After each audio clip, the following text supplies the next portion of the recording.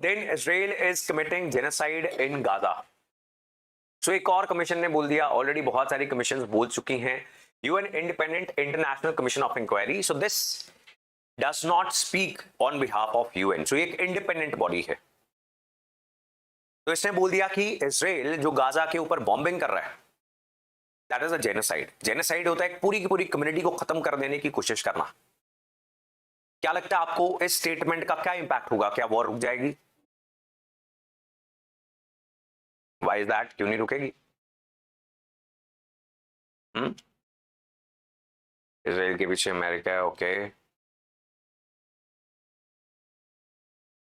हाँ, the prime minister is not listening because इससे पहले बहुत सारी international bodies, international courts same statement दे चुके हैं. इसका रत्ती भर भी असर कोई नहीं है इजराइल की गवर्नमेंट के ऊपर.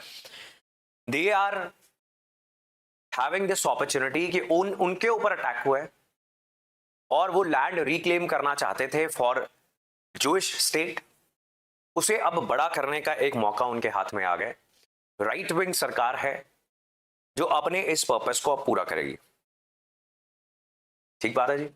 सो there is going to be little impact on this. बहुत सारी European countries for the very first time they are going to recognise Palestine as a state. पहले आज तक उन्होंने रिकॉग्निशन नहीं दी है, तो वो भी देने की कोशिश कर रहे हैं. उससे भी इजराइल के ऊपर कोई प्रेशर नहीं है. पैलेस्टीन तो पहले स्टेट था, लेकिन वो नहीं रिकॉग्नाइज करते उसको as a state because earlier it was a colony, it was a British colony. British colony में लोग आ गए और वो एक जूइश स्टेट रिकॉग्नाइज कर ली अमेरिका ने और उसके कुछ पार्टनर्स ने. पैलेस्टीन को रिकॉग्निशन नहीं दी.